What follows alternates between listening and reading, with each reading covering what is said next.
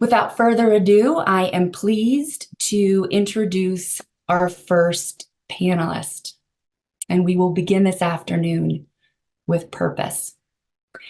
Father Johnny Go, S.J., EDD, is the founding dean of the newly established School of Education and Learning Design at the Ateneo de Manila University. He received his Doctors of Education from the UCL Institute of Education, University of London, and the Singapore National Institute of Education at the Nanyang Technical University. Previously, the director of Ateneo de Manila's Institute for the Science and Art of Learning and Teaching.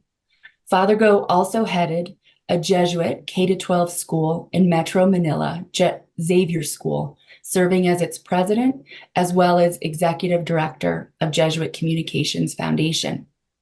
Dr. Go teaches education at the School of Education and Learning Design, as well as philosophy at the School of Humanities and Science, Technology, and Society at the College of Science of the University of the Philippines.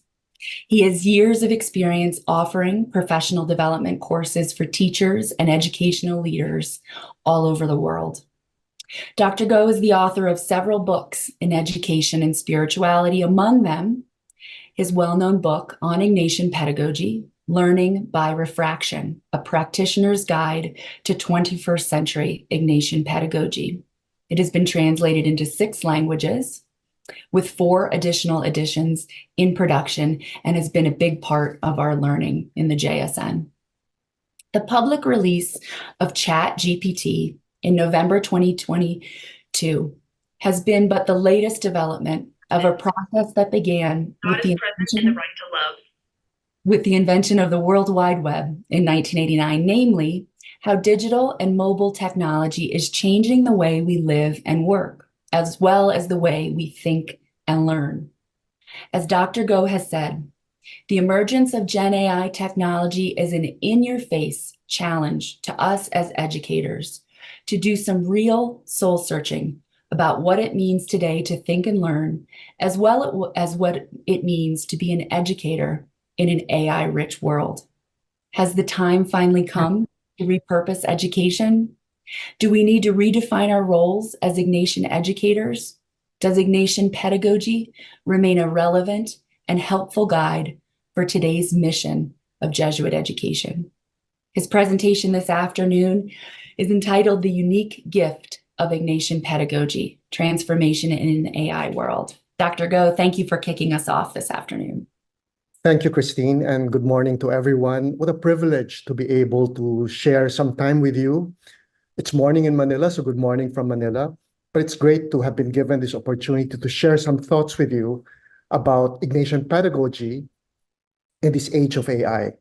Now, the IPP and AI, they sound like strange bedfellows. But one of the big ideas I would like to communicate to you this afternoon is that they are not strange bedfellows at all. No? True to the spirit of Ignatian spirituality and pedagogy, we're supposed to build on tradition through innovation. And I think these times really call for innovation. So my 20-minute sharing will really be a series of provocations. I will offer you not answers, but more questions, because I think that's a more powerful way to think about our situation today. No? So we've been mulling over the relevance of the IPP in this time of AI. And I think it would be great if you could also wrestle with these questions that we've been wrestling with. No? All of us are familiar, more or less, with the 5 elements of Ignatian pedagogy. As Ignatian educators, we're supposed to be mindful of the context of our students as well as of the teachers before we design and implement the experience, reflection, action we'd like our students to undergo. And of course, we're expected to evaluate after every learning and teaching cycle. I'd like to propose that the IPP is not so much about the how or the methodology of learning and teaching in the Ignatian tradition, but also, even more fundamentally, it's about the why.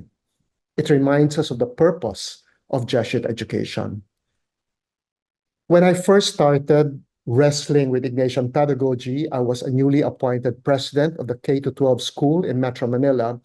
I realized very quickly that there were two kinds of attitudes towards Ignatian Pedagogy. On the one hand, we had teachers who understandably rolled their eyes every time the IPP was mentioned. And the reason was that the IPP was unwittingly imposed upon them as some kind of burden. They had to tick the boxes of content, of context, experience, reflection, action, and evaluation. And it became some kind of a meaningless routine. On the other hand, we had the opposite extreme. We had enthusiasts of the IPP who almost treated the IPP and its language as a magic formula. But somehow we felt that more could be done in order to allow the IPP to make a difference in our learning and teaching. Thus started our project of the learning by refraction approach to Ignatian pedagogy. We consulted experts as well as practitioners, and especially practitioners of Ignatian pedagogy, about some of the best practices, but also some of the difficulties, some of the hurdles they encountered in implementing the IPP. So this whole project is really intended to figure out how IPP can make a difference in the learning and teaching that we do, not only in our classrooms, but also in our formation programs. So in 2018, on the 25th anniversary of the publication of Ignatian Pedagogy, A Practical Approach, we published Learning by Refraction, a practitioner's guide to 21st century Ignatian pedagogy. And we asked Father General to pose with a book because we wanted to use this for marketing purposes, even if he has not read the book, I think. But the main point here is that it's a pedagogy based on Ignatian spirituality, and it's created by practitioners for practitioners like ourselves. So one of the realizations we had as we were going through the project is that there's a distinction between Ignatian pedagogy on the one hand and Ignatian spirituality on the other hand. And we think it's important to clarify that first. No? So Ignatian pedagogy is a way of designing and implementing academic and formation programs. No? Ignatian pedagogy isn't really supposed to impact on our policies, principles, and structures. No? That would be Ignatian spirituality. We're hoping that in our Jesuit schools, our policies, practices, our structure, especially our culture and our way of proceeding, no, are informed and guided by Ignatian spirituality. So it's important to just say that when we talk about Ignatian pedagogy, it's important to foreground that this is about designing and implementing academic and formation programs. I think one of the insights that came up in our project in Learning by Refraction is that learning, according to Ignatian pedagogy, is not 100% reflection in the scientific sense of the word, where light is 100% reflected back to its source. We don't want our students to do that. What we want our students to do is to refract whatever content we offer them. We want them to unpack and, if possible, change the ideas and make the ideas their own. This is what we mean by learning by refraction. No? So learning by refraction, according to the gospel of learning by refraction, learning requires refraction on the part of the student. We want learners to appropriate the content and not just parrot textbooks or teachers. That would be the main thesis, I think, of this learning by refraction approach to Ignatian pedagogy. And one of the things we saw is that today, in the 21st century, even before the rise of generative AI, learning has already undergone some kind of evolution. Right? Learning has been redefined, whereas traditionally, learning was defined as recall and mastery. No? Today, 21st century, it's not learning unless there's understanding, but just importantly, it's not learning unless there's application of what has been learned. No? Now, the beauty of Ignatian pedagogy is that the two defining ingredients of Ignatian pedagogy, reflection and action, precisely are supposed to promote understanding and application. So through Ignatian pedagogy, we hope our students will attain understanding through the practice of reflection, and we want our students to be able to apply what they've learned in the real world through action. Now let me now segue into the main point of this talk. One of the bonuses, I think, of our project on Ignatian pedagogy is that we can use the IPP to promote and organize many 21st century learning principles and strategies. No? There was this sort of notion that the IPP is a little bit outdated. No? But in our study and research, we found out that actually the principles of Ignatian pedagogy, to our surprise and to our delight, no, are compatible with many 21st century learning principles and strategies. As a matter of fact, for Jesuit schools, we can use the IPP as an umbrella framework to organize many of these new principles and strategies so that teachers are not left on their own to figure out how to use, for example, understanding by design, project-based learning, visible thinking, how to use them in the context of the IPP. No? The IPP provides the organizing framework already. And I think that's a lot of good news for us. No? Now, the question now, therefore, is learning by refraction, is Ignatian pedagogy relevant in the age of generative AI? Maybe just a kind of review about what's been going on. As we know, the internet really exploded in the scene in 1989. No? The World Wide Web was invented in 1989.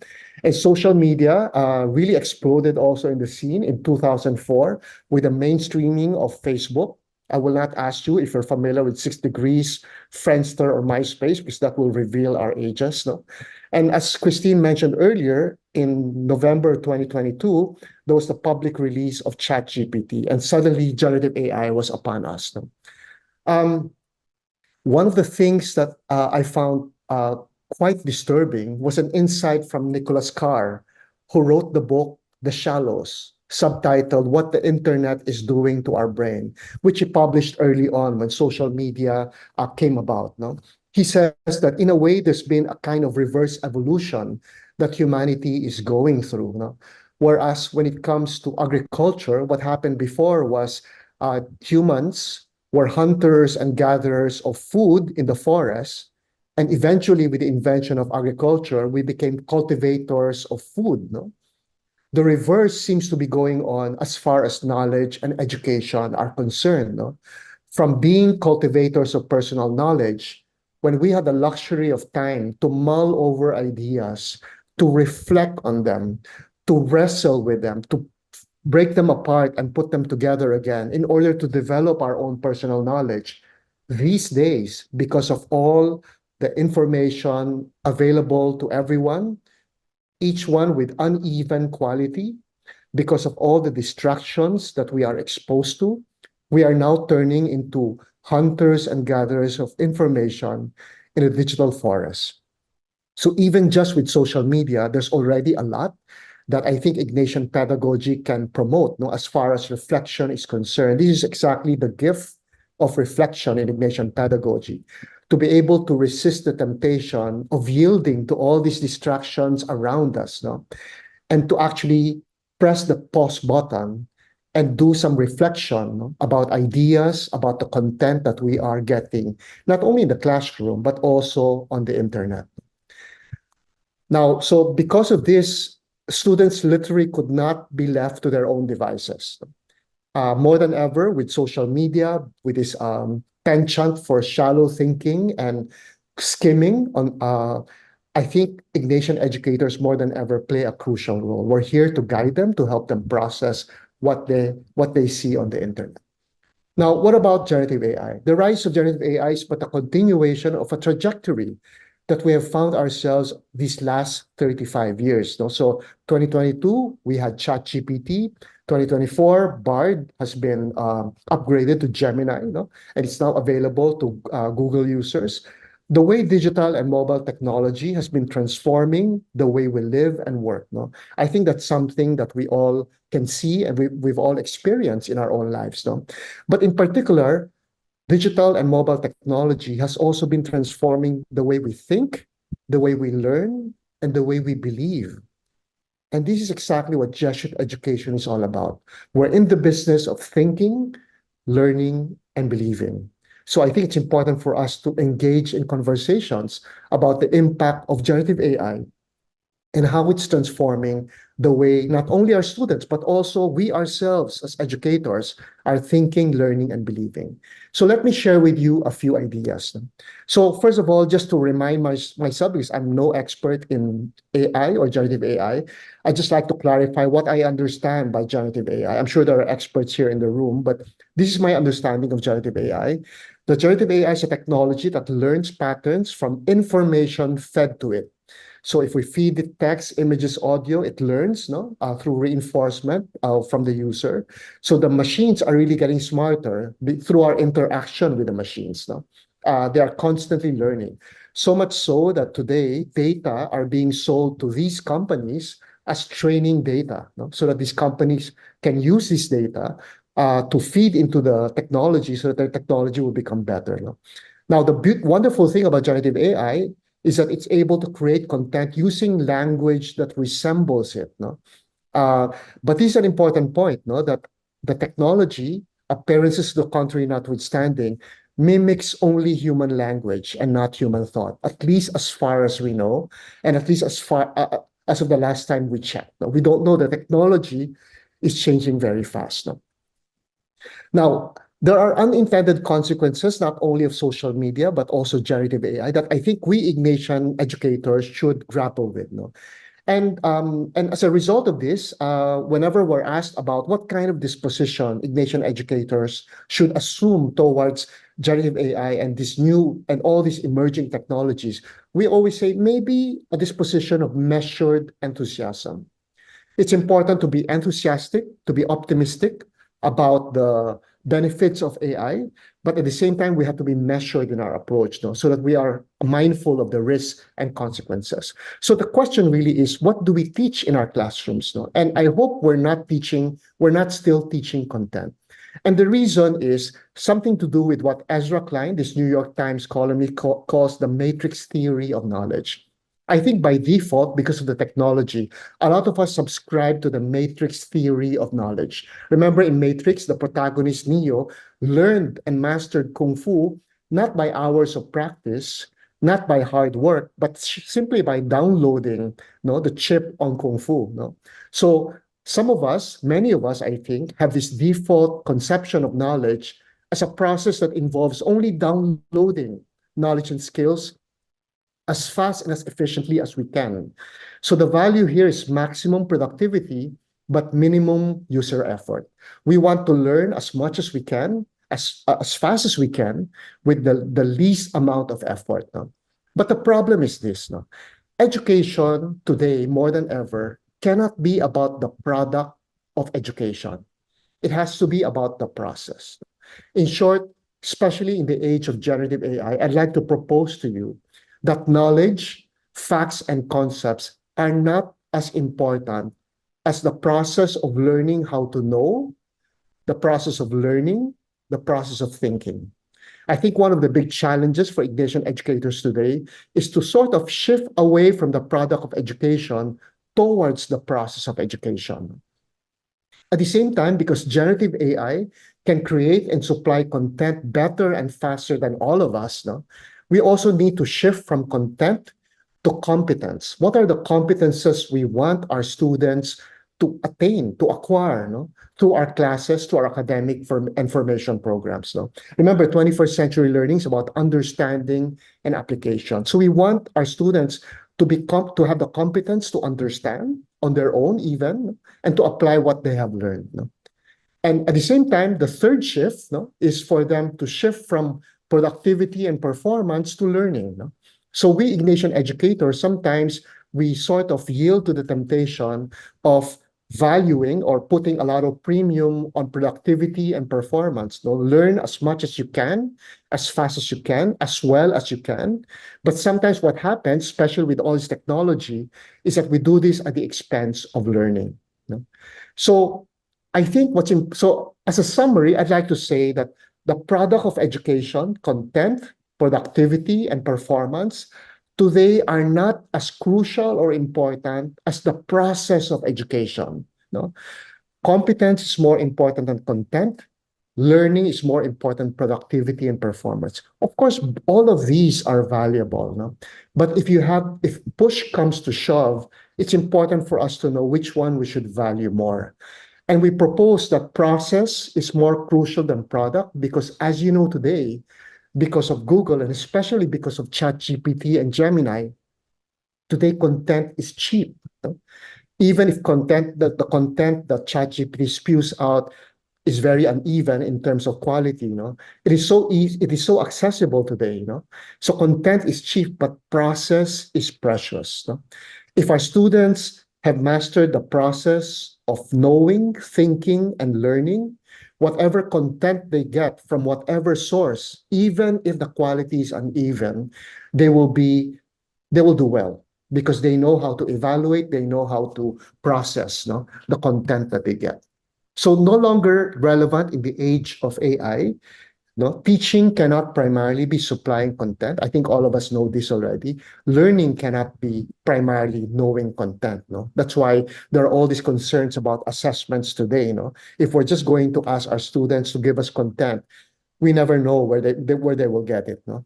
So the gift of Ignatian pedagogy for me is that from the outset, it invites us to move away from teaching to designing learning. It invites us to move away from merely supplying content to our students, but to enable the process of thinking, learning, and knowing.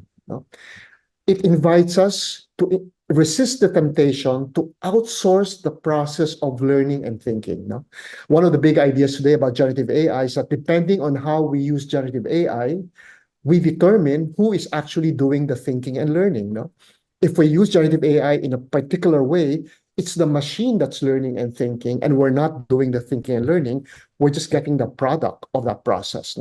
So quick content, maximum productivity, minimum time and effort, these are the temptations of learning and education today that Ignatian educators are invited to resist. So what about the processes of learning and thinking? And I think this is where Ignatian pedagogy invites us to sort of prioritize the process over the product, over content and productivity. So, of course, as we know, for us to really emphasize the process of learning, we should not delegate or outsource. We should invite our students not to delegate or outsource their thinking and learning to AI. We should not over-automate thinking and learning. We should not trade off our thinking for efficiency and productivity. I think these are things that we Ignatian educators can sort of talk about and reflect about as we try to fumble our way through this new terrain that we find ourselves in. So, for example, will AI be our ghostwriter or will it be our editor?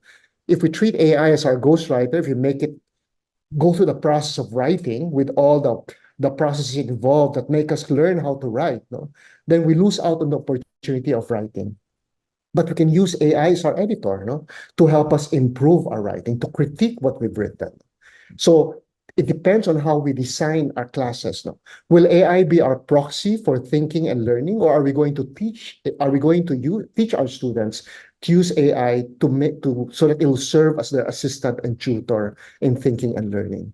So Ignatian pedagogy is about designing the processes that lead to learning. So we want the learning to be relevant, but we want our students to undergo the process of experience, reflection, and action. So I'd like to propose to you that if we take Ignatian pedagogy seriously in this age of AI, more than ever, Ignatian educators will be able to meet the challenges of generative AI. So one of the things we sort of discuss in the book, in this learning by refraction approach to Ignatian pedagogy, is that it's time to widen our repertoire as Ignatian educators from the traditional roles of expert, performer, inspector, which are still valuable today, especially in the age of generative AI. We should ask ourselves, how can Ignatian educators become better designers of learning so our students undergo the processes of experience, reflection, and action? How can Ignatian educators become better facilitators of reflection? And how can Ignatian educators in particular become more effective coaches of action?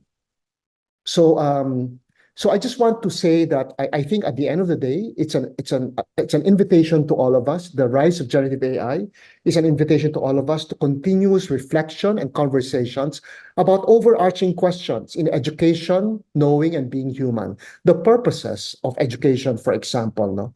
Which of these should have the highest value in education? Is it productivity, performance, or learning? No?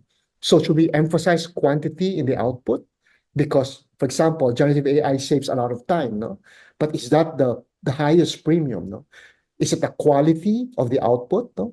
Will generative AI get me that A, no? Or is it the quality in the process? Does generative AI help me learn to think and to learn? I think these are questions we can continue to discuss and mull over. What about knowing? No, this for me is very interesting. Chris Anderson, who wrote the book *The End of Theory*, talks about the data deluge that we are exposed to, and as a result, the risk of the death of theory. Basically, what he's saying here is that the algorithms, no, the patterns, no, the numbers that generative AI is able to crunch in a way that human knowers are not able to crunch, no, they're able to identify patterns, no? And therefore we have correlations and they're able to make predictions, no? And these predictions are quite reliable and powerful. As a result, there's a danger that we will just say understanding why there are such correlations is no longer as crucial. So again, it's important for us to ask these questions, no? Are algorithms more important than theories? Are mathematical models more important than models of understanding? Are correlations more important than explanations? And finally, I'd like to end with this. No, I think generative AI also invites us to ask questions about what it means to be human. I'd like to quote Megan O'Giblin, who wrote this philosopher who wrote this fantastic book called God, Human, Animal, Machine. No? And according to her, we used to define ourselves by emphasizing our intelligence to distinguish ourselves from beasts. No? So we used to emphasize sapiens. But now, to distinguish ourselves from AI, because computers are so much more intelligent than we are, we seek metaphysical shelter by emphasizing our kinship to animals. So what does it mean to be human today? The jury is still out. No? And I think Ignatian educators will do well to spend time also thinking about these overarching questions about what it means to be human. So I hope we will continue to engage in reflection and practice, which is what Ignatian educators are all about. No? We are constantly trying to improve our practice, but by default, we do this intuitively, implicitly, and occasionally. Hopefully, as Ignatian educators, we'll be able to do this more intentionally, more explicitly, and more consistently. And I think professional learning communities, such as the ones that JSN is trying to promote, will be crucial for something like this. So more than ever, contrary to the common notion, Ignatian educators play a crucial role in this age of generative AI. Thank you very much. Thank you, Father Go. You know, it struck me as you began a reflection today that having you join us in what is really the middle of the night, very early morning from Manila hits the idea home in a very real way that this is, of course, a conversation well beyond the confines of North America. This is a global conversation for educators around the world. So thank you for being here. So much of what you shared, I know, resonates with so many here on our call. And the idea of thinking about a student, for example, the penchant for skimming, and Ignatian educators more than ever have a role to play, a crucial role to play in guiding and advising. So thinking about those words, guiding and advising, and then thinking about how digital technology has transformed the way that we think and that we learn and the way we believe. And then the whole idea of education is as not about a product, but that it has to be about the process. So the process of learning and that shift from content to competence, I think is a powerful one. I like the way you say content is cheap and process is precious. So thank you for giving us so much to think about.